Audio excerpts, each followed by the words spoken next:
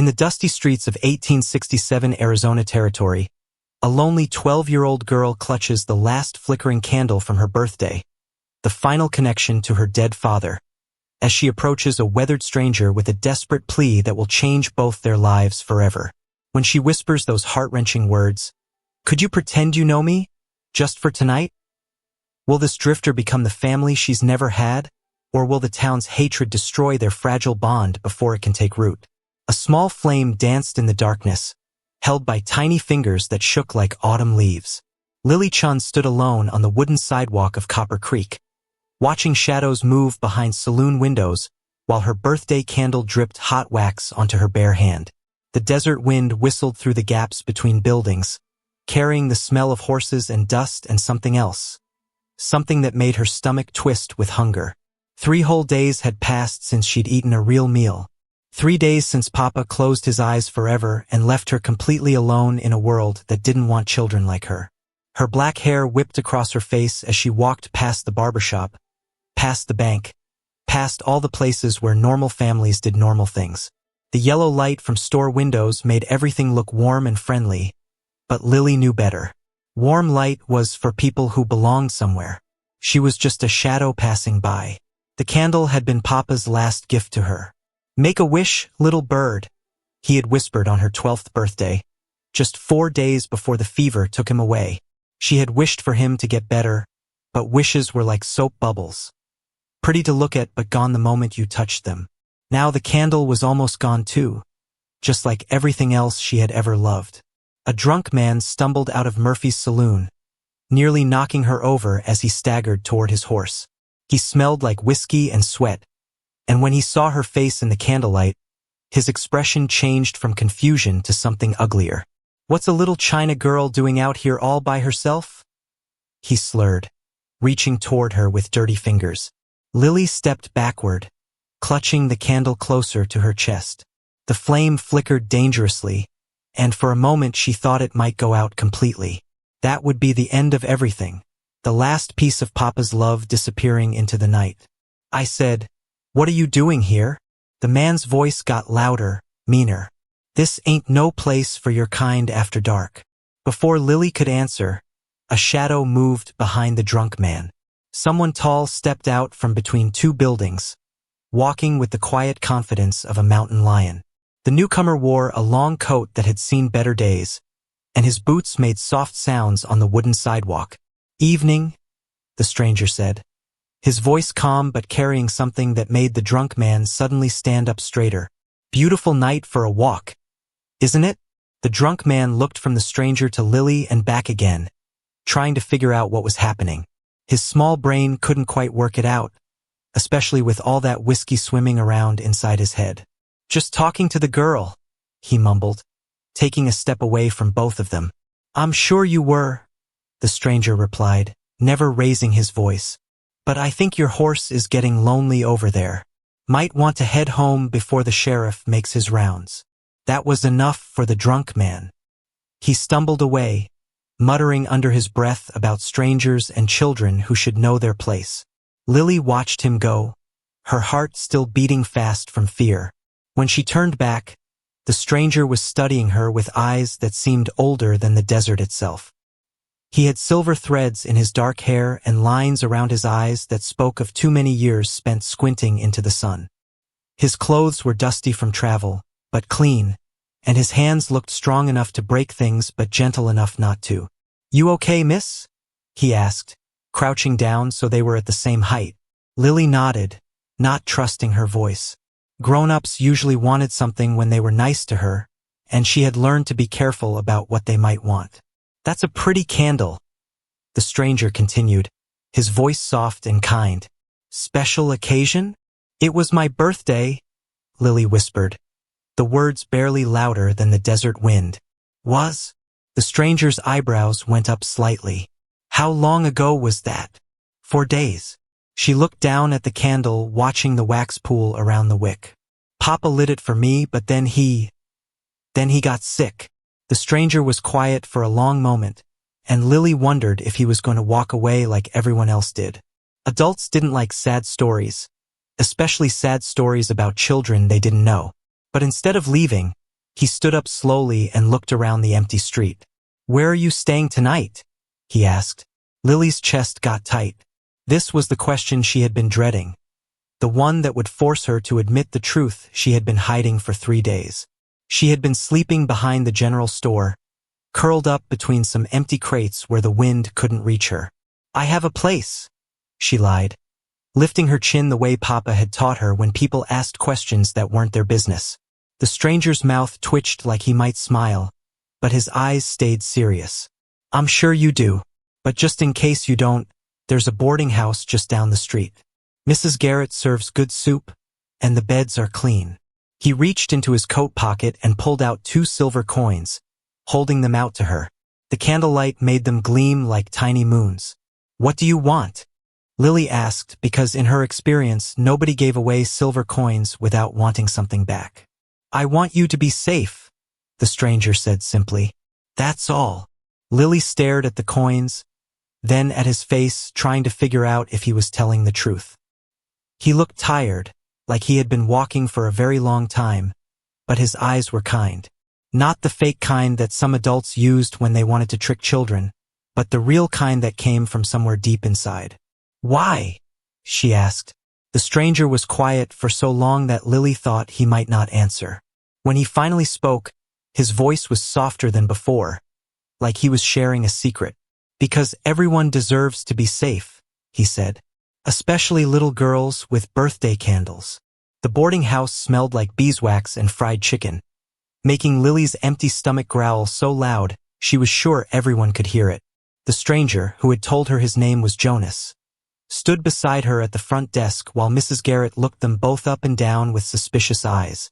Mrs. Garrett was a big woman with gray hair pulled back tight and arms that looked strong enough to wrestle a bear. She wore a clean apron over a dark blue dress, and her mouth was set in a straight line that suggested she didn't smile very often. "Room for the night?" she asked, her voice flat as a pancake. "A week," Jonas corrected, placing the silver coins on the wooden counter. "The girl needs a place to stay." Mrs. Garrett's eyes moved from Jonas to Lily, taking in her torn dress and dirty face and the candle that was now just a stub in her small hands. "She's Chinese," Mrs. Garrett said, like that explained everything wrong with the world. "She's a child," Jonas replied, his voice getting that edge again that had scared away the drunk man. The 2 adults stared at each other across the counter, having some kind of silent conversation that Lily didn't understand. Finally, Mrs. Garrett sighed and picked up the coins. "Room 3, upstairs. Breakfast at 7, dinner at 6. No noise after 9 o'clock. She looked directly at Lily. "You cause any trouble and you're out. Understand?" Lily nodded quickly, afraid that saying the wrong thing might make Mrs. Garrett change her mind. Jonas led her up the narrow stairs to a small room with 1 bed, 1 chair, and a window that looked out over the main street. It wasn't much, but it was clean, and it had a real roof and real walls instead of empty crates and open sky. "This is nice," Lily said, sitting carefully on the edge of the bed like she was afraid it might break. Jonas moved to the window and looked out at the street below. "It'll do for now." He turned back to her, and his expression was gentle but serious. "Lily, where's your family? Your mama? Other relatives?" The question hit her like a punch to the stomach. Lily set the candle stub on the small table beside the bed and stared at her hands. "Mama died when I was born. Papa said she was beautiful and sang like a bird, but I never got to hear her voice." "What about aunts, uncles, grandparents?" "Papa's family is in China." "Mama's family?" Lily shrugged. "Papa said they didn't want anything to do with us because Mama married a Chinese man." Jonas was quiet for a long time, and when Lily looked up, she saw something sad in his eyes. "What about your papa's friends? People who might help you?" Lily almost laughed, but it would have been a bitter sound. "People were nice to Papa when they needed their clothes washed or mended, but they weren't the kind of nice that meant they cared what happened to us." "And you've been on your own for 3 days? I can take care of myself," Lily said quickly, because admitting she was scared and hungry and completely lost felt too dangerous. "I'm not some helpless baby." Jonas sat down in the single chair, making it creak under his weight. I'm sure you can. But taking care of yourself and accepting help aren't the same thing. Before Lily could ask what he meant, Mrs. Garrett's voice called up the stairs. Dinner's ready if you want it. Extra charge for the girl. Jonas reached into his pocket again and pulled out more coins. Go eat, he told Lily. I'll be around tomorrow to check on you. You're leaving. The words came out sharper than Lily intended, and she felt her cheeks get hot with embarrassment. Just for tonight.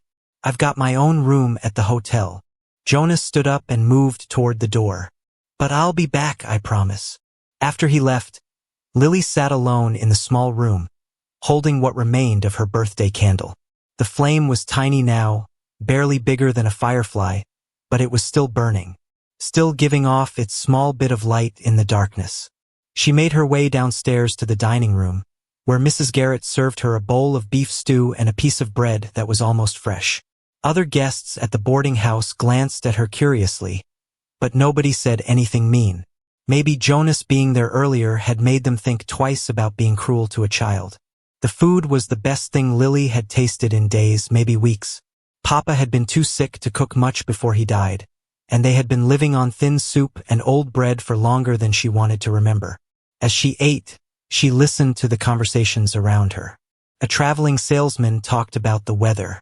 2 women discussed their plans to visit family in Phoenix. A man with ink-stained fingers wrote in a small notebook, probably recording his thoughts about his journey. Everyone seemed to have somewhere to go, someone waiting for them. Everyone except her. When she finished eating, Lily went back to her room and sat by the window, watching the street below. The saloon was still busy, and she could hear piano music drifting through the night air.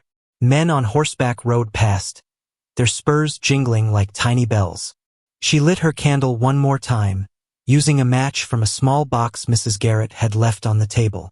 The flame sprang to life, dancing in the slight breeze from the window. How many more times could she light it before there was nothing left? Papa, she whispered to the empty room. What am I supposed to do now?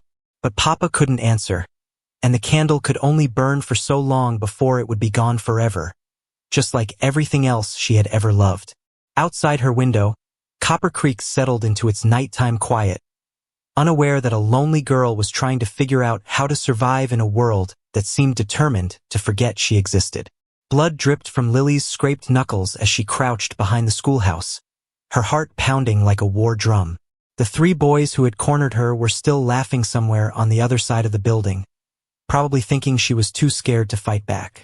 They were wrong. It had started that morning when she walked into the one-room schoolhouse for the first time. Mrs. Fletcher, the teacher, had pointed to a desk in the back corner. Away from the other children, away from the windows, away from anywhere that might make her feel welcome. The message was clear. You can sit here, but you don't belong here. Lily had kept her head down and tried to focus on the lessons. Reading came easy to her because Papa had taught her well, and numbers made sense in a way that people often didn't. But when Mrs. Fletcher asked her to solve a math problem on the blackboard, everything went sideways. Very good, Mrs. Fletcher had said, sounding surprised. Where did you learn arithmetic like that? My papa taught me, Lily had answered, proud for just a moment. That's when Tommy Morrison, the banker's son, had whispered loud enough for everyone to hear. Bet her papa counted laundry pennies all day. That's all those people are good for.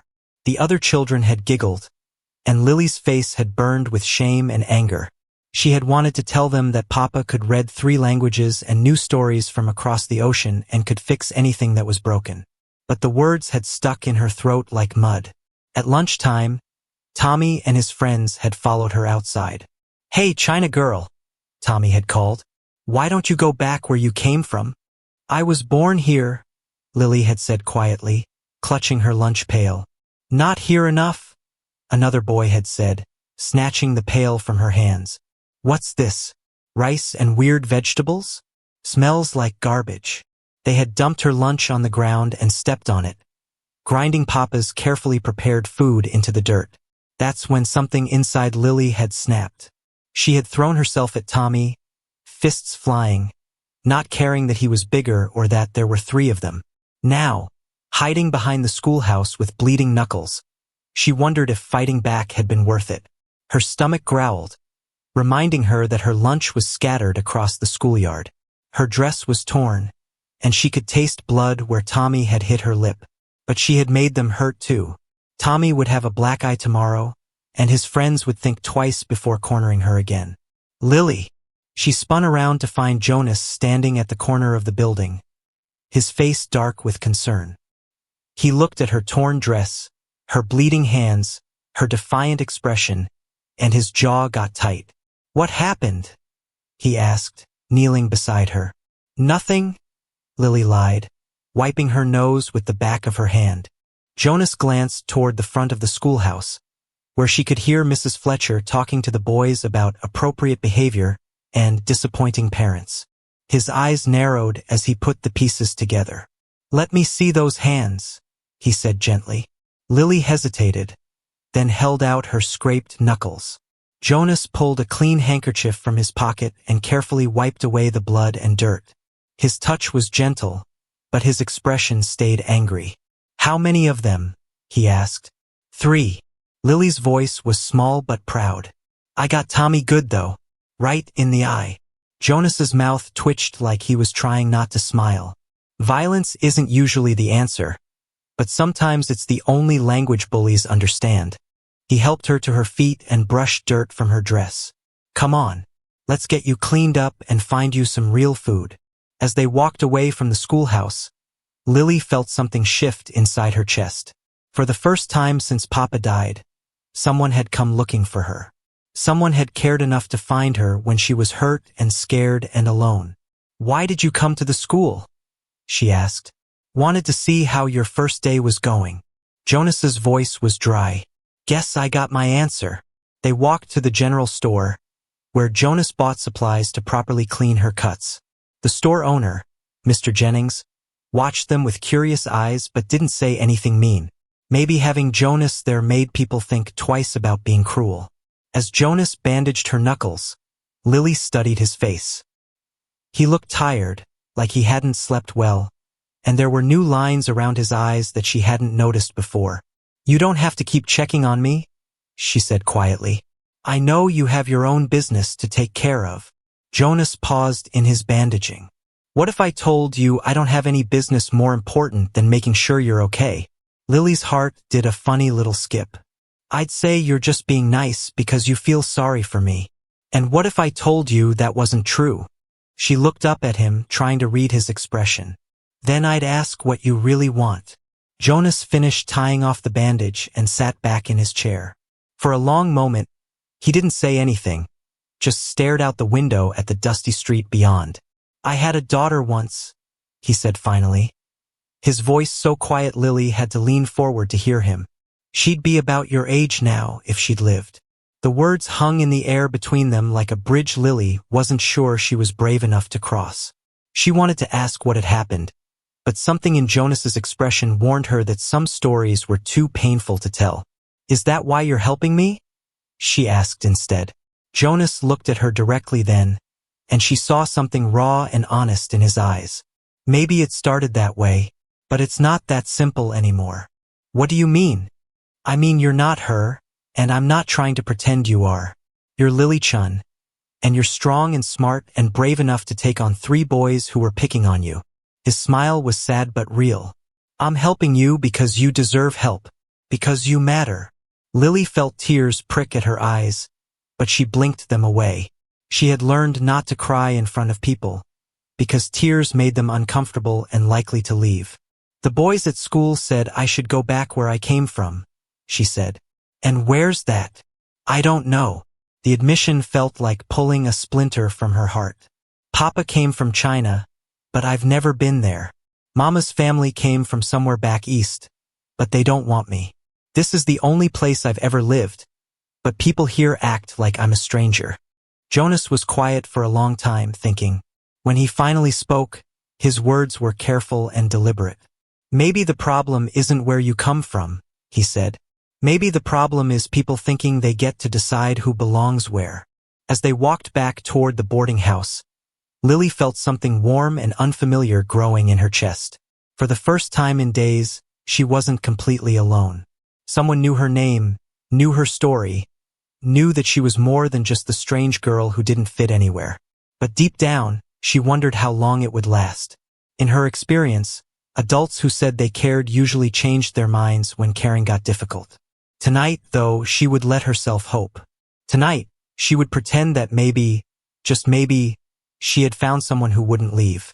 The morning sun painted everything gold, but Lily's world felt gray as she sat on the boarding house steps, watching Jonas load his saddlebags onto his horse. She had woken up early, hoping to catch him before he left, but now she wished she had stayed in bed. "You're really going," she said, trying to keep her voice steady. Jonas tightened a strap and looked over at her. Business in Phoenix. Should only take a few days. Business. Lily picked at a loose thread on her dress. What kind of business? The kind that pays for boarding house rooms and meals. Jonas's voice was gentle, but Lily could hear something else underneath. Something that sounded almost like regret. Mrs. Garrett came out of the boarding house, wiping her hands on her apron. She had been nicer to Lily since Jonas started paying her bills, but Lily could still see the calculation in her eyes. How long would the money last? What would happen when Jonas stopped caring? "I'll keep an eye on her," Mrs. Garrett said to Jonas, but her tone suggested it was more of a business arrangement than a promise. "Appreciate it." Jonas swung up into his saddle, and suddenly he looked different. Taller, more distant, like he was already thinking about whatever waited for him in Phoenix.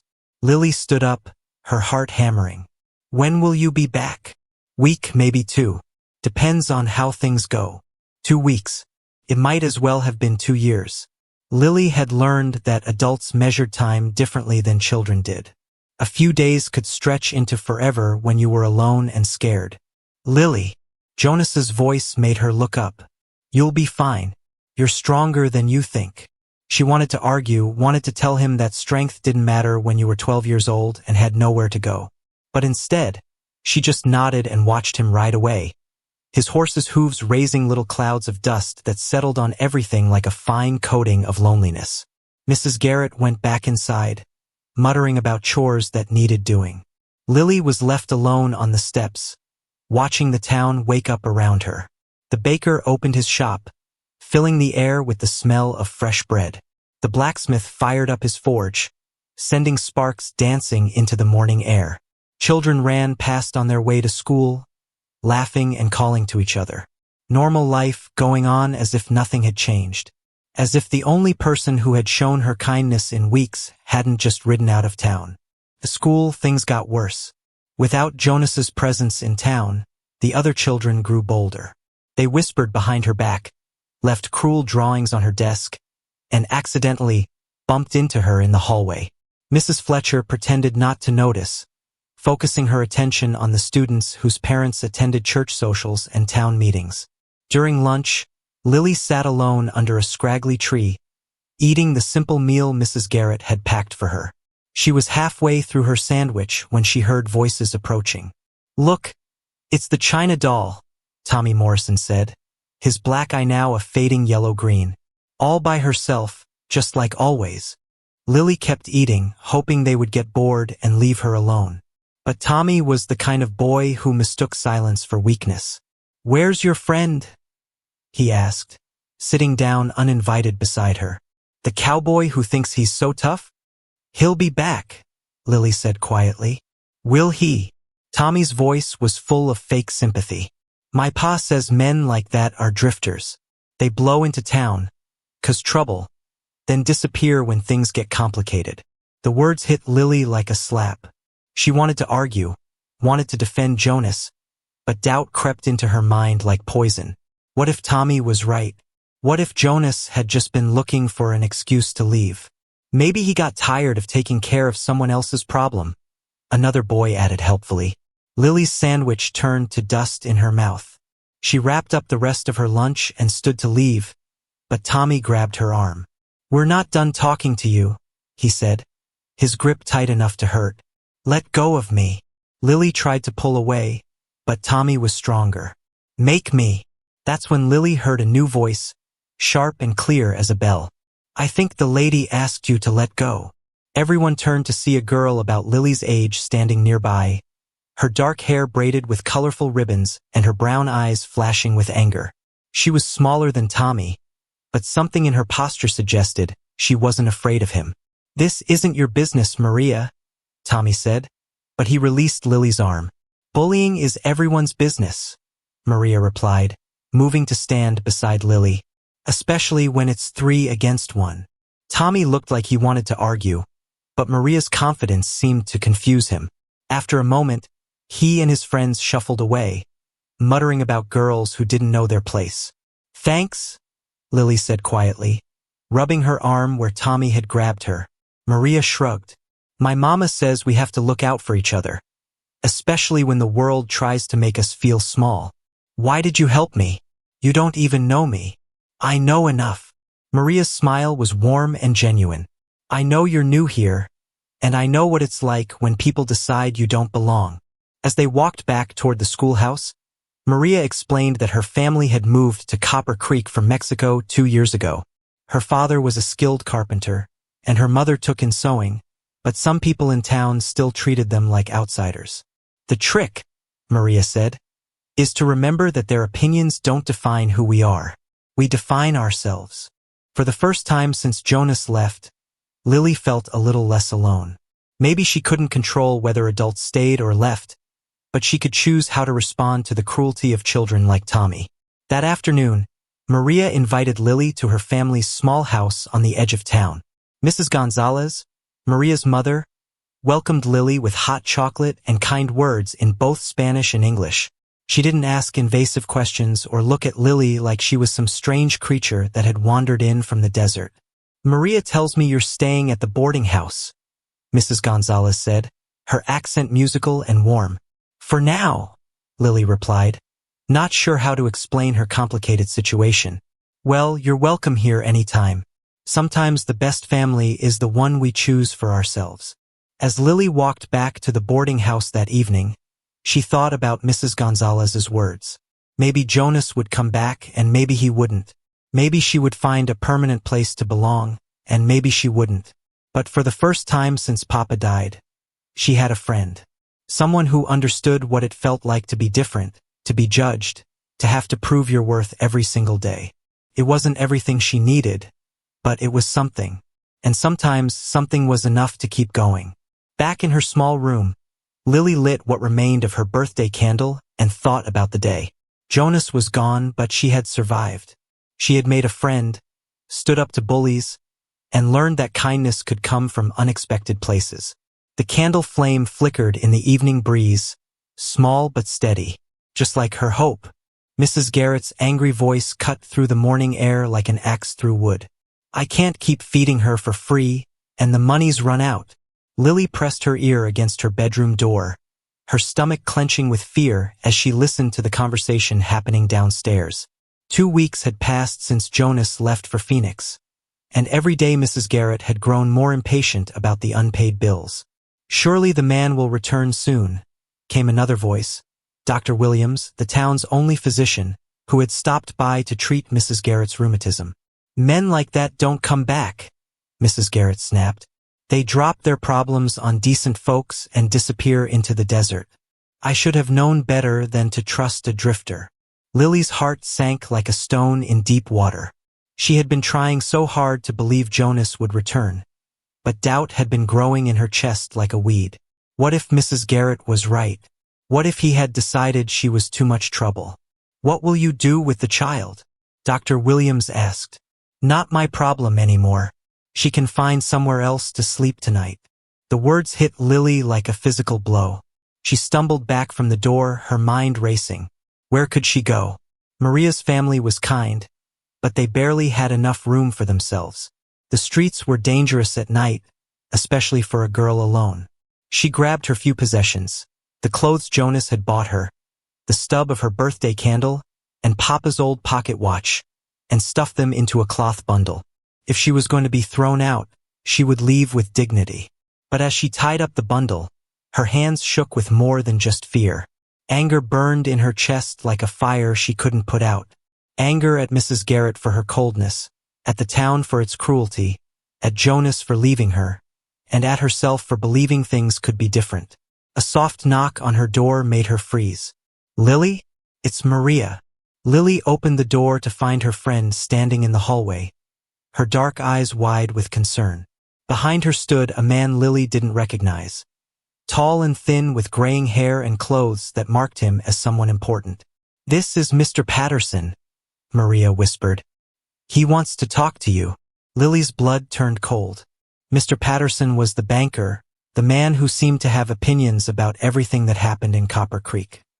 He was also Tommy's father, which meant this conversation was unlikely to be pleasant. "Miss Chun," Mr. Patterson said, his voice formal and distant. "I understand you're having some difficulties with your living arrangements." Lily lifted her chin, the way Papa had taught her when facing trouble. "I can take care of myself." "I'm sure you believe that." Mr. Patterson's smile was thin and cold.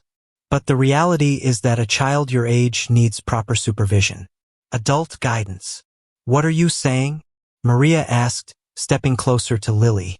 Mr. Patterson ignored Maria and focused on Lily. "There's an orphanage in Tucson. Good Christian people who know how to handle difficult situations. They'd teach you proper skills, help you understand your place in society."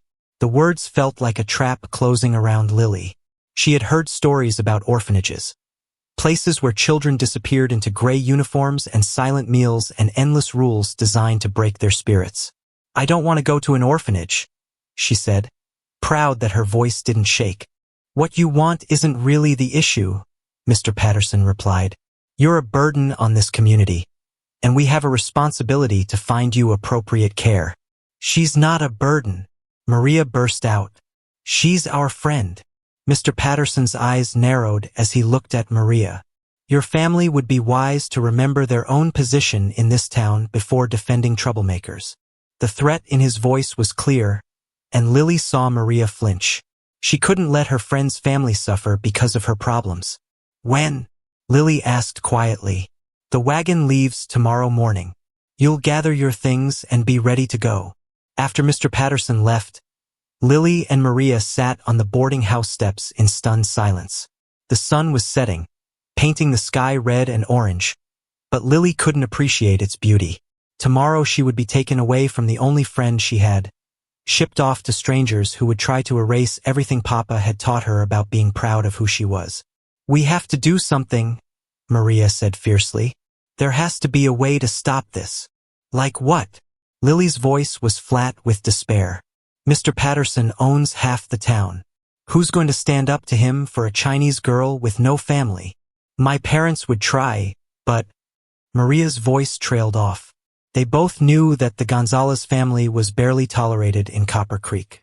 Speaking out against Mr. Patterson could cost them everything. As darkness fell, Lily made a decision.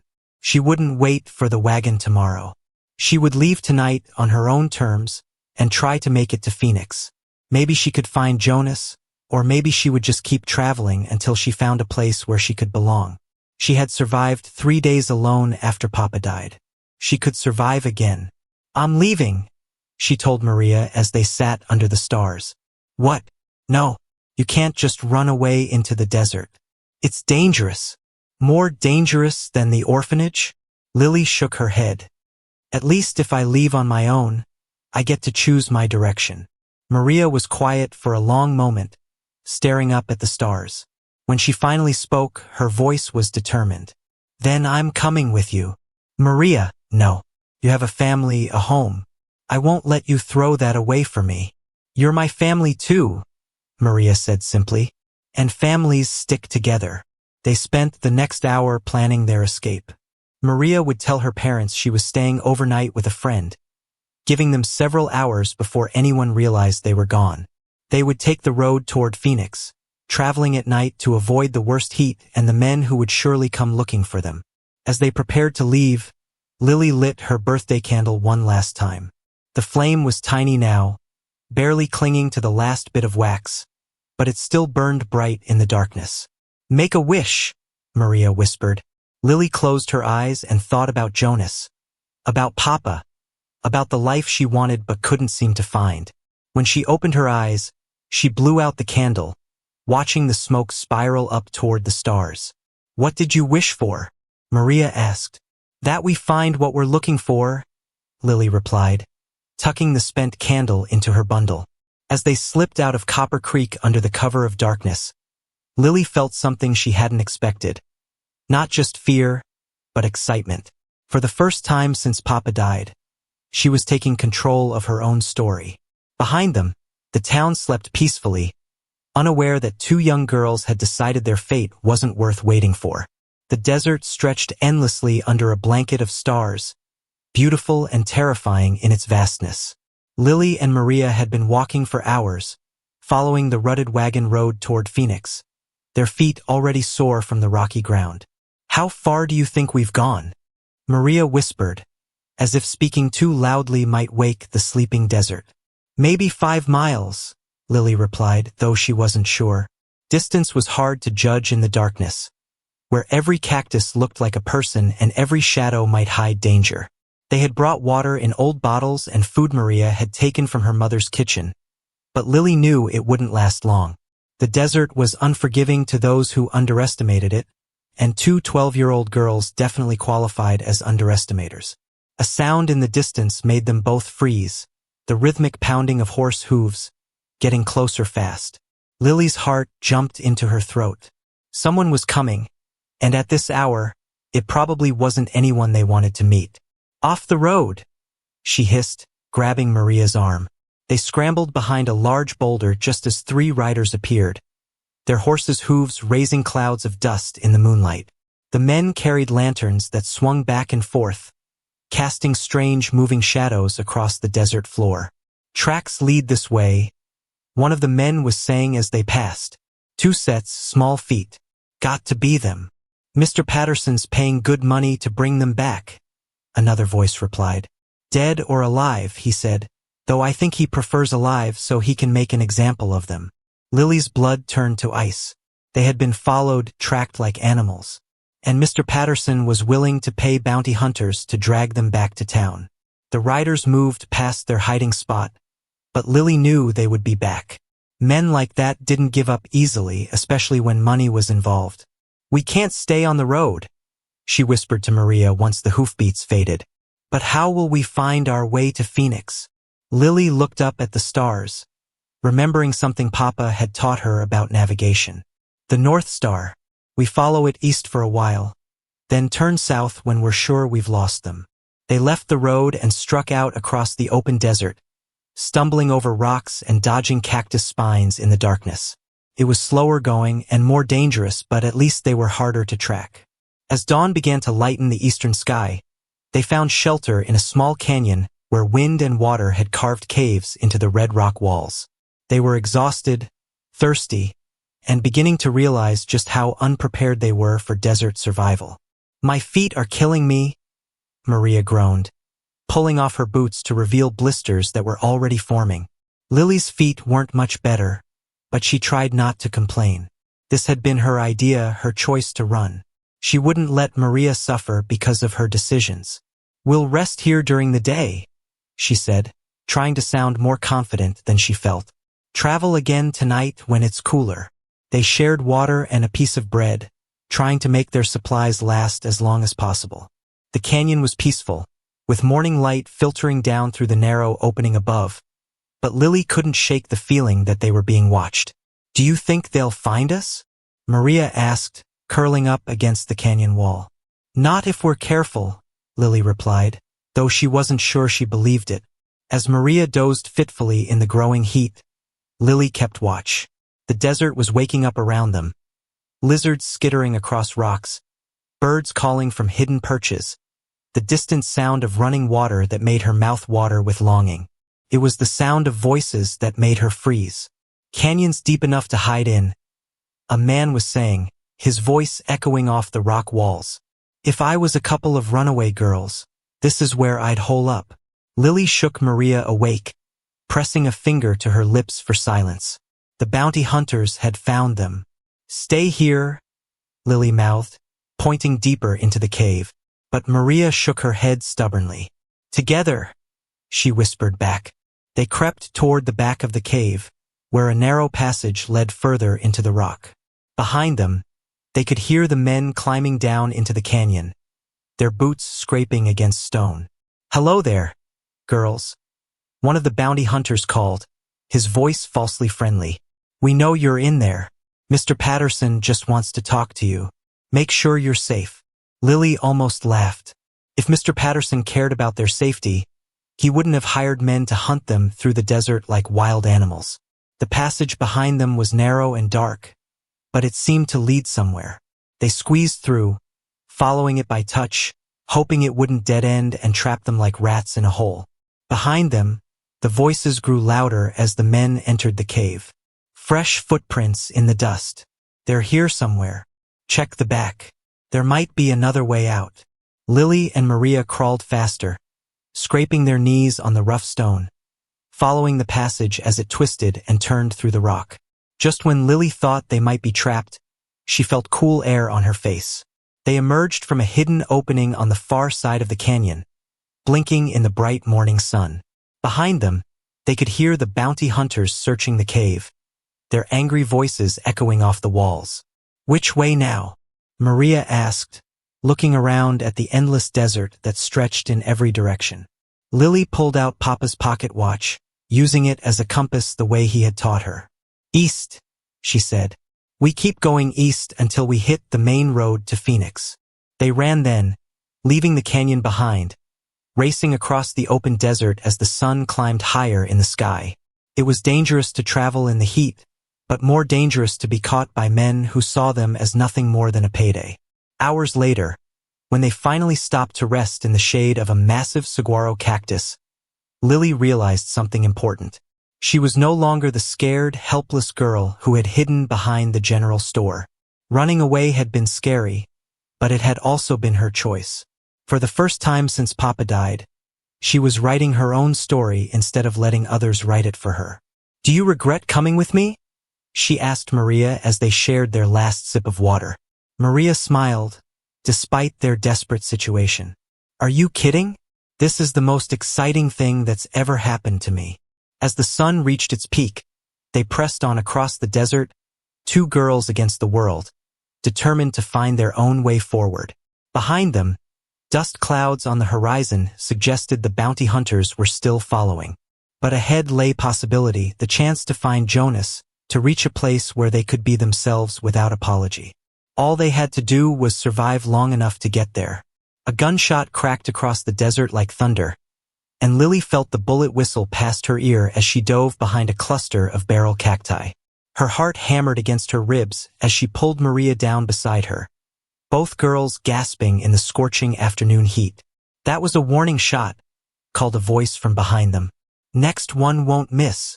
The bounty hunters had caught up to them just as the sun reached its most brutal point in the sky. Lily and Maria had been stumbling through the desert for 2 days now, their water gone, their lips cracked and bleeding, their strength nearly spent. The men on horseback had appeared like dark shapes rising from a heat mirage, and now they were trapped with nowhere to run. "Come on out, girls," another hunter shouted. "You're only making this harder on yourselves. We've got plenty of water here and shade too. All you have to do is come peacefully." Lily closed her eyes, feeling the weight of exhaustion pressing down on her like a heavy blanket. Part of her wanted to give up, to walk out with her hands raised and let them take her back to face whatever punishment Mr. Patterson had planned. At least then the running would be over. But when she looked at Maria, her friend's face sunburned and determined despite their desperate situation, she found strength she didn't know she still had. "There," Lily whispered, pointing to a narrow wash that cut between two hills about 50 yards away. "If we can reach that dry riverbed, we might be able to lose them in the rocks." "That's a lot of open ground," Maria whispered back, her voice hoarse from thirst. "Better than sitting here waiting to be caught." They waited until the hunters' voices moved further away, searching around other boulders and cacti. Then they ran, low and fast, across the burning sand toward the wash. Lily's legs felt like rubber, and black spots danced at the edges of her vision, but she kept moving. Another gunshot boomed behind them, and this time she heard the bullet ping off a rock near her feet. "There, by the wash," Heavy hoofbeats pounded the earth as the hunters spurred their horses forward. Lily and Maria reached the edge of the wash and tumbled down the steep bank, rolling and sliding until they hit the sandy bottom. The dry riverbed was deeper than it had looked from above, with high sides that provided some cover from the men above. "Split up," one of the hunters called. "Johnson, you take the north end. Martinez, cover the south. I'll go down and flush them out." Lily grabbed Maria's hand and pulled her upstream, where the wash curved around a bend and out of sight. The sandy bottom was soft under their feet, but it also meant they were leaving clear tracks. Every step felt like a countdown to capture. That's when they heard it, the sound of rushing water. Around the bend, the dry wash suddenly wasn't dry anymore. A spring bubbled up from the rocks, creating a small stream that disappeared underground again after only a few dozen yards. It was like finding treasure in the middle of a wasteland. Both girls fell to their knees and drank deeply, the cool water tasting better than anything they had ever experienced. Lily felt strength flowing back into her body with each gulp. "We can follow the underground stream," she gasped between drinks. "Water always finds a way to the lowest ground. If we can figure out where it goes, maybe we can find a way out of here." Maria nodded, still drinking. The rocks looked different here too, more carved out, like the water's been working on them for a long time. Lily looked more carefully at the walls of the wash. Maria was right. The stone was smooth and sculpted by centuries of flowing water. And there, nearly hidden by shadows, was what looked like an opening in the rock face. "Cave," she whispered. They could hear the bounty hunter's horse making its way down into the wash, still around the bend but getting closer. There was no time to hesitate. The cave entrance was narrow, barely wide enough for one person at a time. They squeezed through just as hoofbeats echoed off the wash walls behind them. Inside, the cave opened up into a larger chamber, with the sound of dripping water somewhere in the darkness ahead. "Can't see anything," Maria whispered. Lily felt in her bundle for Papa's pocket watch, then remembered something else, the matches she had been saving for her birthday candle. She struck one, and golden light danced across cave walls covered in ancient drawings. Maria gasped. "Look at those pictures." The cave walls were decorated with painted figures, people and animals and symbols that looked older than anything Lily had ever seen. Papa had told her stories about the people who lived in this land before the Spanish came, before anyone who looked like her had ever set foot in this desert. "Apache," she breathed, recognizing some of the symbols from descriptions Papa had shared. "This is a sacred place." The match burned down to her fingers and went out, plunging them back into darkness. But now they could hear the bounty hunter's voice echoing from the wash outside. "Tracks end at the water. They could have gone upstream or downstream, or—" his voice grew thoughtful. "Or they found somewhere to hide." Lily struck another match and saw that the cave continued deeper into the rock. Ancient people had used this place for shelter just like they were doing now. Maybe the same spirits that had protected those long-ago travelers would protect them too. They moved carefully through the cave, following the sound of dripping water. The passage twisted and turned, sometimes opening into larger chambers, sometimes narrowing until they had to crawl. Behind them, they could hear the bounty hunter calling to his partners, but his voice grew fainter as they went deeper. After what felt like hours, they saw light ahead. Not the golden light of sunset, but the silvery glow of stars. The cave had another entrance, this one opening onto a rocky hillside that overlooked a vast valley. "We made it," Maria whispered, hardly believing it, but Lily was looking at something else. Pinpricks of light scattered across the valley floor like fallen stars. "That's a town," she said. "A big one." They had found Phoenix. As they climbed down the hillside in the starlight, Lily felt something shift inside her chest. They had survived the desert, escaped the bounty hunters, and found their way to their destination through courage and friendship, and maybe a little help from the spirits of this ancient land. For the first time since Papa died, she felt truly proud of who she was becoming. "What do we do now?" Maria asked as they reached the valley floor. Lily looked at the lights of Phoenix spread out before them, knowing that somewhere in that maze of streets and buildings, Jonas might be waiting. Or he might not. But either way, she and Maria had proven they could take care of themselves. Now we find our own way forward, she said. Behind them, the cave where they had found safety disappeared into the darkness, keeping its secrets and theirs. Phoenix at dawn was nothing like Copper Creek. It sprawled across the valley floor like a living thing, with wide streets full of wagons and people and more noise than Lily had ever heard in one place. She and Maria stood at the edge of town, dusty and tired but amazed by the bustling activity around them. How are we supposed to find Jonas in all this?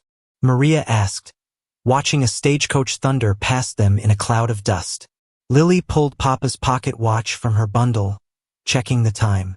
We start with the hotels. A man traveling on business would need a place to stay.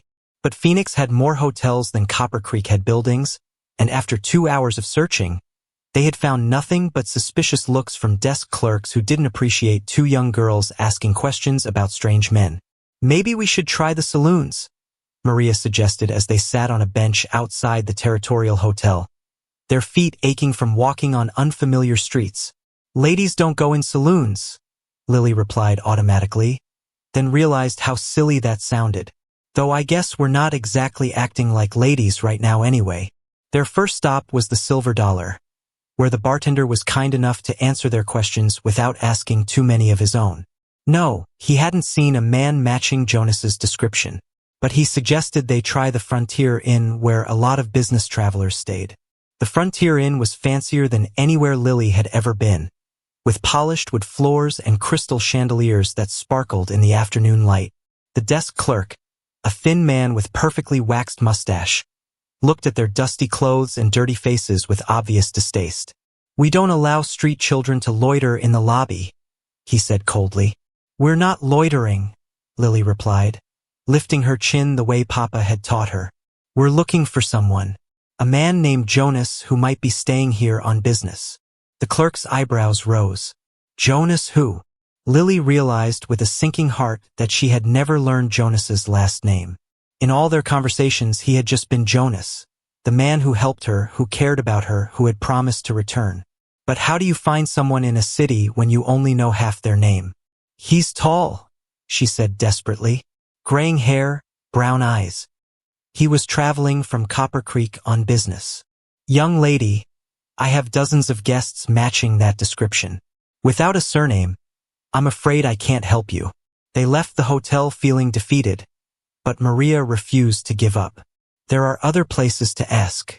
The livery stables, the general stores, maybe the sheriff's office. As they walked through the busy streets, Lily noticed how different Phoenix felt from Copper Creek. Here, people of all different backgrounds worked and lived side by side. Mexican families, Chinese merchants, Apache traders, white settlers from back east. She saw children who looked like her playing with children who looked like Maria, and nobody seemed to think it was strange. At the livery stable, they struck gold. The stableman, a friendly man named Pete, remembered Jonas clearly. Sure, I know him. Jonas Kellerman. Quiet fellow, good with horses. He's been staying at the boarding house on 2nd Street while he settles some business with the mining company. Lily's heart leaped. Jonas Kellerman.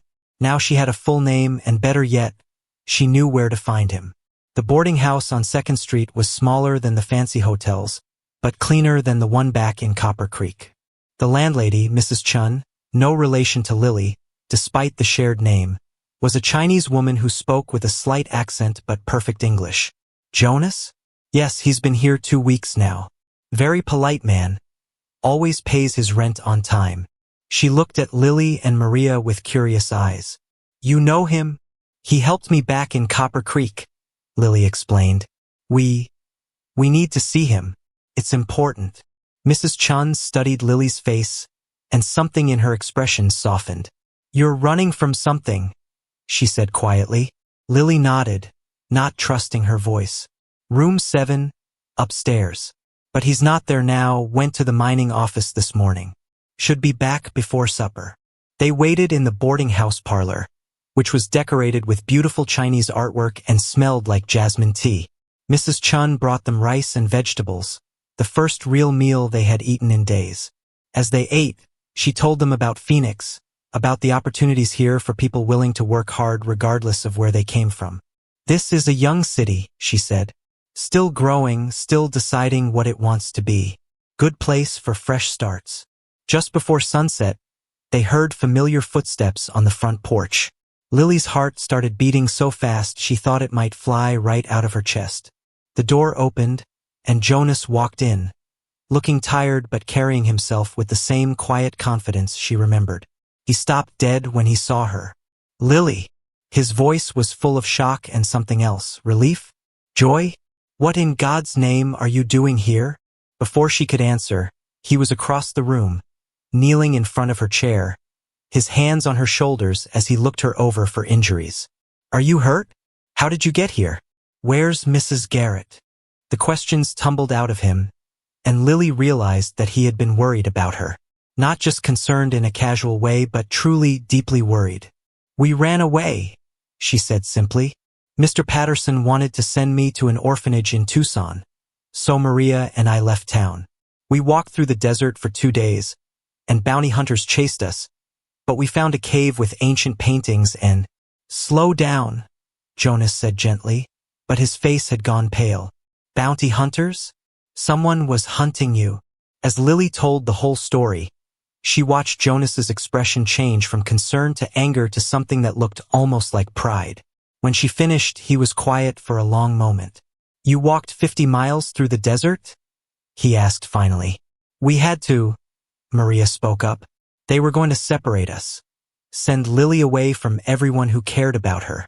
Jonas looked at Maria, really seeing her for the first time. And you went with her. She's my friend, Maria said simply. Jonas stood up slowly, running a hand through his graying hair. I should have come back sooner. I knew Mrs. Garrett was getting impatient, but I thought I had more time. Why didn't you?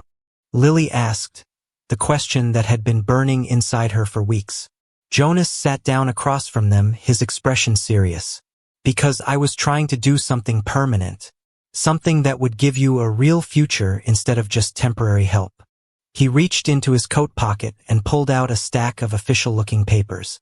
I've been meeting with lawyers, filing paperwork, trying to figure out how a man with no family of his own could legally become responsible for a girl who needs one. Lily stared at the papers, not quite believing what she was hearing. You want to adopt me? I want to be your family, Jonas corrected gently. If you'll have me. For a moment, Lily couldn't speak. All the fear and loneliness and desperate hope of the past weeks crashed over her like a wave. Then she looked at Maria, at Jonas, at Mrs. Chun, who was smiling from the doorway, and realized something important. She had already found her family. It just didn't look like anything she had expected. The morning sun cast long shadows across the Phoenix courthouse steps as Lily climbed them beside Jonas, her hand trembling in his. Today would decide everything. Whether she would finally have a real family or be sent back to face Mr. Patterson's anger and the cold walls of an orphanage. Remember, Jonas said quietly as they reached the heavy wooden doors. Just tell the truth. Judge Morrison is a fair man, but he needs to understand what really happened. Inside the courthouse, the ceiling stretched high above them, and their footsteps echoed on the polished floor like whispers of all the important decisions made in this place. Lily had never been anywhere so formal, where every person wore their best clothes and spoke in hushed, serious voices.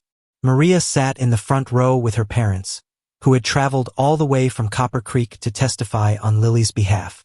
Mrs. Gonzalez gave her an encouraging smile, while Mr. Gonzalez nodded solemnly. They had risked everything by standing up for her, their business, their place in the community, their own safety. But they weren't the only familiar faces in the courtroom.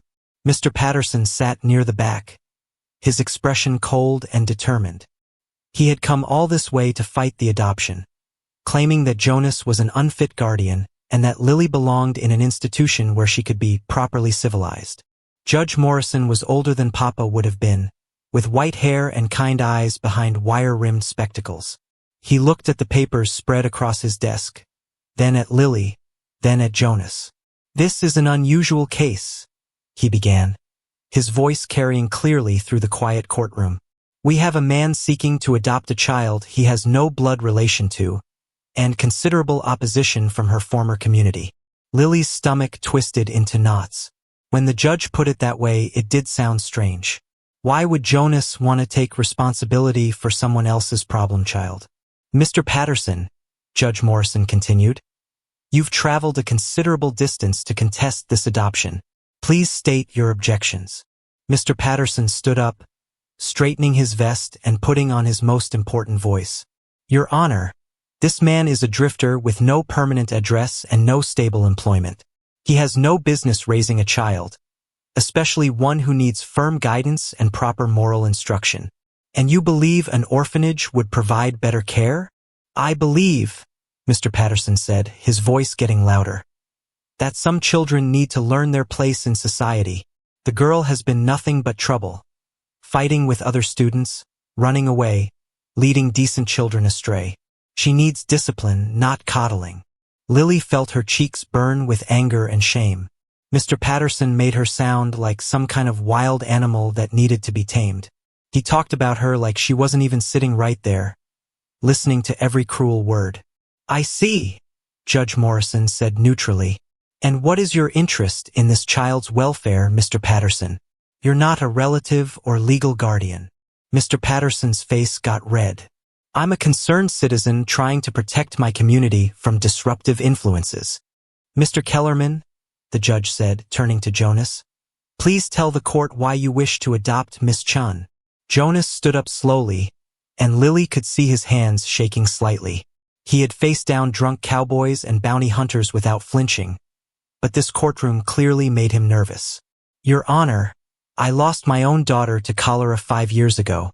I've been drifting ever since, trying to outrun the grief. When I met Lily, I wasn't looking to replace what I'd lost. I was just trying to help a child in need. His voice grew stronger as he continued. But spending time with her showed me that she's not a problem to be solved. She's a smart, brave, caring girl who deserves a chance to grow up in a family that values those qualities. And your employment situation? I've accepted a permanent position with the Arizona Mining Company here in Phoenix. Good salary, stable work. I've also put a down payment on a small house on the east side of town. Lily's eyes widened. Jonas had bought a house? He really had been planning for her to stay with him permanently. Judge Morrison made notes on his papers, then looked at Lily directly. Miss Chun, you understand what adoption means? Mr. Kellerman would become your legal father, with all the rights and responsibilities that entails. Lily stood up, her legs unsteady but her voice clear. Yes, sir, I understand. And is this what you want? The question hung in the air like smoke from a campfire.